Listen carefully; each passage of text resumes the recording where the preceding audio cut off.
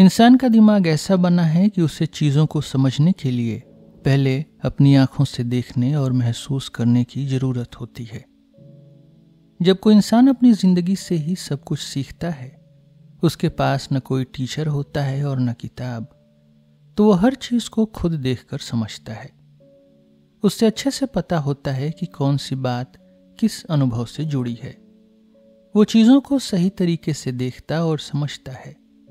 यही असली यानी नेचुरल तरीका है कुछ सीखने का। दूसरी तरफ एक बनावटी, एक आर्टिफिशियल तरीका होता है, जिसमें हम दूसरों की बातें सुनते हैं, किताबें पढ़ते हैं और बिना खुद कुछ देखे या समझे ढेर सारे बड़े बड़े ख्याल, बड़े बड़े आइडियाज दिमाग में भर लेते हैं। बाद में कहा जाता है कि इन बातों को समझाने वाले असली अनुभव आपको बाद में जिंदगी में मिलेंगे, लेकिन तब तक हम उन बातों को गलत तरीके से समझते हैं, लोगों और चीजों को गलत नजरिए से देखते हैं और उनके साथ सही व्यवहार नहीं कर पाते। इस तरह से पढ़ाई हमारा सोचने का तरीका बिगाड़ देती है। इसीलिए ऐसा होता है कि बहुत कुछ पढ़ लेने के बाद भी जब हम असली दुनिया में कदम रखते हैं तो कभी बहुत ज्यादा डर लगता है, तो कभी बिना वजह का भरोसा होता है। ऐसा इसलिए होता है क्योंकि हमारा दिमाग बड़ी बड़ी बातों से भरा होता है, लेकिन हम उन्हें सही से इस्तेमाल नहीं कर पाते। असल में ये उल्टा तरीका है दिमाग को समझदार बनाने का। पहले बड़े ख्याल और बाद में अनुभव देना, यानी गाड़ी को घोड़े से पहले लगाना। बच्चे को अपनी सोच और समझ को बढ़ाने के बजाय हम उसमें दूसरों के बनाए हुए ख्याल भरते हैं। फिर जब जिंदगी हमें सिखाती है तो वो सारी गलतफहमियां धीरे धीरे ठीक होती हैं, लेकिन बहुत बार पूरी तरह ठीक नहीं हो पाती। इसी वजह से कई पढ़े लिखे लोग भी आम समझ यानी कॉमन सेंस में बहुत पीछे होते हैं, और जो लोग कभी स्कूल नहीं गए होते वो भी ज्यादा समझदार निकलते हैं। दुनिया को जानना, यही असली मकसद होना चाहिए पढ़ाई का, और इसके लिए सबसे जरूरी है कि सही जगह से शुरुआत हो, यानी पहले चीजों को खुद देखना समझना और बाद में उस पर कोई बड़ा ख्याल बनाना। पहले छोटी छोटी और साफ बातें समझनी चाहिए, उसके बाद ही बड़ी और गहरी बातें। मतलब ये कि पढ़ाई का तरीका बिल्कुल वैसे ही होना चाहिए जैसे इंसान की सोच खुद बनती है। लेकिन जब हम इस सफर में कोई कदम छोड़ देते हैं तो जो बातें हम समझते हैं वो अधूरी या गलत होती हैं, और फिर हमारा नजरिया दुनिया के बारे में टेढ़ा हो जाता है। ऐसा नजरिया हर किसी के अंदर कुछ न कुछ वक्त के लिए रहता है, और कुछ लोगों में तो जिंदगी भर बना रहता है। हर इंसान अगर अपनी सोच को ध्यान से देखे तो समझ जाएगा कि कई ऐसी बातें जो असल में आसान थी, उन्हें ठीक से समझने में उसे बहुत देर लगी। ऐसा इसलिए हुआ क्योंकि बचपन में किसी जरूरी बात को या तो छोड़ दिया गया या गलत तरीके से पढ़ाया गया, चाहे वो पढ़ाई बनावटी हो या असली अनुभव से मिली हो। इसलिए जरूरी है कि हम ये पता करें कि इंसान की सोच किस तरीके से खुद ब खुद बनती है, ताकि पढ़ाई उसी रास्ते पर चले। इससे बच्चे दुनिया को सही तरीके से समझ पाएंगे और उनके दिमाग में गलत बातें नहीं भरेंगी, जो बाद में निकालना मुश्किल हो जाता है। अगर ऐसा किया जाए तो ध्यान रखना होगा कि बच्चे कोई भी शब्द बिना पूरी तरह समझे इस्तेमाल ना करें। एक बहुत बड़ी गड़बड़ ये होती है कि लोग शब्दों से ही खुश हो जाते हैं, बात की गहराई समझने की कोशिश ही नहीं करते और मुश्किल समय में उन्हीं रटी हुई लाइनों को दोहराते हैं। ये आदत बच्चों में भी देखी जाती है, और फिर बड़े होकर भी ऐसे लोग बस बातों का ढेर लेकर घूमते हैं, लेकिन असली समझ बहुत कम होती है। लेकिन सबसे जरूरी बात यह है कि हमेशा कोशिश करनी चाहिए कि पहले इंसान खुद चीजों को देखे और समझे, और उसके बाद कोई बड़ा ख्याल बनाए, कोई बड़ा आइडिया, न कि उल्टा जो अक्सर होता है। ऐसा जैसे बच्चा उल्टे पांव पैदा हो जाए या कोई कविता राइम से शुरू कर दे। आमतौर पर होता यह है कि बच्चे के दिमाग में पहले से बनाए गए ख्याल और सोच, जिन्हें सीधे तौर पर पहलूदार सोच यानी प्रेजुडिसेस कह सकते हैं, ये भर दिए जाते हैं, जबकि उसने जिंदगी में कुछ खास देखा ही नहीं होता। फिर वो बच्चा अपनी जिंदगी और दुनिया को इन्हीं तैयार ख्यालों की नज़र से देखता है, बजाय इसके कि वो खुद अपनी सोच बनाता। जब इंसान खुद अपनी आंखों से दुनिया देखता है तो वो बहुत कुछ देखता है और अलग अलग तरीके से समझता है, लेकिन ये तरीका जल्दी नहीं होता। जितना तेज और आसान तरीका है बिना देखे सुने बड़े बड़े आइडियाज बना लेने का, उतना ये तरीका धीमा है। इसीलिए पहले से भरे हुए ख्यालों की जिंदगी की सच्ची सीख से बदलने में बहुत वक्त लगता है, और कई बार तो ये बदलाव हो ही नहीं पाता। जब इंसान को लगता है कि कोई चीज उसके पुराने ख्याल से मेल नहीं खा रही, तो वो उस नई बात को झूठा या अधूरा मान लेता है, बल्कि वो तो अपनी आंखें बंद कर लेता है, ये मानने को ही तैयार नहीं होता कि वो गलत हो सकता है, ताकि उसके पुराने ख्याल ठीक रहें।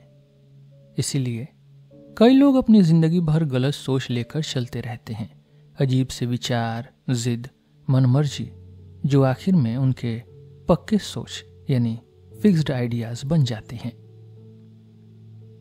वजह यह होती है कि उन्होंने कभी भी अपनी सोच खुद नहीं बनाई, जो देखा, जैसा दूसरों ने बताया, बस वही मान लिया। और यही वजह है कि ऐसे लोग बहुत हल्की सोच वाले हो जाते हैं, ऊपर ऊपर से ही सोचते हैं। ऐसे बनावटी पढ़ाने के तरीके की बजाय बच्चों को सीधी सीधी और नेचुरल तरीके से सिखाना चाहिए। बच्चे के दिमाग में कोई भी बात तब तक नहीं बैठानी चाहिए जब तक वो खुद उसे देख न ले, या कम से कम खुद जांच न ले। इससे होगा ये कि भले ही बच्चे के पास कम जानकारी होगी, लेकिन जो भी होगी वो पक्की और सच्ची होगी। बच्चा दूसरों की कसौटी, बच्चा दूसरों के स्टैंडर्ड से नहीं, अपनी सोच से चीजों को तौलेगा। ऐसे में वो हजारों गलत धारणाओं और बेबुनियाद बातों से बच जाएगा, जिन्हें बाद में जिंदगी से मिटाना पड़ता है। फिर उसका दिमाग शुरू से ही साफ सोच और गहरी समझ का आदती हो जाएगा। वो खुद फैसले लेगा और चीजों को बिना किसी झुकाव के देखेगा। और वैसे भी बच्चों की जिंदगी के बारे में अपना ख्याल तब बनाना चाहिए जब उन्होंने खुद उस चीज को असल में देखा हो, न कि किताबों की कॉपी से।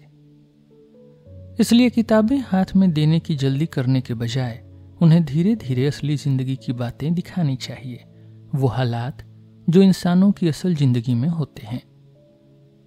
और सबसे जरूरी बात यह है कि बच्चों को दुनिया जैसी है वैसी दिखानी चाहिए, ताकि वो अपनी सोच सीधा असल जिंदगी से बनाए और वही सोचें जो उन्होंने खुद देखा है, न कि किताबों, कहानियों या लोगों की कही बातों से ख्याल बनाएं और फिर उन्हीं को जिंदगी पर जबरदस्ती लागू करने की कोशिश करें। वरना उनके दिमाग में गलत बातें भर जाएंगी और वो या तो चीजों को गलत तरीके से देखेंगे या फिर बेकार में कोशिश करेंगे कि दुनिया उनके हिसाब से बदले और गलत रास्तों पर चल पड़ेंगे। फिर चाहे वो जिंदगी के बारे में सोच रहे हों या जिंदगी को जी रहे हों। ये यकीन करना मुश्किल है कि बचपन में अगर गलत बातें दिमाग में भर दी जाएं, तो आगे चलकर वो कितनी बड़ी गड़बड़ बन जाती हैं और फिर असली जिंदगी से मिलने वाली सीखों को बस इन्हीं गलत बातों को निकालने में लगाना पड़ता है। किस चीज को सीखना सबसे जरूरी है? इस सवाल पर एक बार किसी ने एंटिस्थेन्स से पूछा तो उन्होंने कहा, गलत चीजों को भूलना। और डायोजनीस लाएर्टियस ने यह बात दर्ज की थी। अब हम समझ सकते हैं कि वो ऐसा क्यों बोले थे। 15 साल से छोटे बच्चों को ऐसे सब्जेक्ट्स नहीं पढ़ाने चाहिए जिनमें गलत सोच बनने का खतरा हो, जैसे फिलॉसफी, रिलीजन या कोई भी ऐसा टॉपिक जिसमें बहुत बड़ी बड़ी बातें सोचनी पड़ती हैं। क्योंकि अगर गलत सोच बचपन में दिमाग में बैठ जाए तो उसे निकालना बहुत मुश्किल होता है। और दिमाग की जो सबसे अहम ताकत होती है, यानी सही गलत समझने की जजमेंट, वो सबसे बाद में बनती है। इसलिए बच्चों का ध्यान ऐसे सब्जेक्ट्स पर होना चाहिए जहां गलती होने का कोई खतरा ही ना हो, जैसे मैथ्स, या फिर जहाँ गलती से कुछ ज़्यादा नुकसान नहीं होता, जैसे लैंग्वेज, साइंस, हिस्ट्री वगैरह। और वैसे भी किसी भी उम्र में वही चीज़ें पढ़नी चाहिए जो उस टाइम दिमाग अच्छे से समझ पाए। बचपन और जवानी का टाइम होता है चीज़ें इकट्ठा करने का, हर चीज़ को गहराई से जानने समझने का। उस टाइम पर बड़ी बड़ी सोच बनाना जल्दीबाजी होती है, इसलिए गहरे जवाबों को बाद के लिए छोड़ देना चाहिए। सही जजमेंट यानी सही फैसला करने की समझ बिना एक्सपीरियंस, बिना अनुभव के नहीं आती, इसलिए उसे उसके टाइम तक खुद पर छोड़ देना चाहिए। और ये ध्यान रखना चाहिए कि कहीं हम जल्दी में उसके दिमाग में कोई झूठी या एक तरफा सोच न बैठा दें जो उसे हमेशा के लिए कमजोर बना दे। दूसरी तरफ बच्चों की मेमोरी यानी याद रखने की ताकत सबसे तेज और मजबूत होती है, इसलिए उसी उम्र में उसे ज्यादा इस्तेमाल करना चाहिए। लेकिन क्या चीज याद कराई जाए, ये बहुत सोच समझकर तय करना चाहिए, क्योंकि जो बातें हम बचपन में अच्छे से सीख लेते हैं वो हमें जिंदगी भर याद रहती हैं। ये जो कीमती दिमाग है उसे इस तरह इस्तेमाल करना चाहिए कि उससे ज्यादा से ज्यादा फल मिले। अगर आप सोचें कि पहले 12 साल में जिन लोगों से आप मिले, जो चीजें आपने देखी या जो बातें आपने सुनी, वो कितनी साफ साफ आज भी याद हैं, तो ये बात अपने आप समझ में आ जाती है कि उस उम्र की याददाश्त को ही पढ़ाई की नींव बनाया जाए। ये सब एकदम सही तरीके और तय प्लान के हिसाब से किया जा सकता है, ताकि जो कुछ दिमाग में जाए वो साफ और काम का हो। लेकिन जवानी के ये साल बहुत कम होते हैं और याददाश्त की ताकत भी सीमित होती है, और एक इंसान की मेमोरी तो और भी कम होती है। इसलिए बहुत जरूरी है कि जो भी पढ़ाया जाए वो सबसे ज्यादा जरूरी और काम की चीज हो, बाकी सब हटा देना चाहिए। क्या जरूरी है और क्या नहीं, ये फैसला उन लोगों के हाथ में होना चाहिए जो उस फील्ड में बहुत गहराई से समझ रखते हैं। यह फैसला भी बहुत सोच समझकर लिया जाना चाहिए, ताकि एकदम पक्की लिस्ट तैयार हो जाए। पहले यह तय करना होगा कि एक इंसान को आम जिंदगी के लिए क्या जानना जरूरी है, और फिर ये कि किसी खास काम या प्रोफेशन के लिए क्या जरूरी है।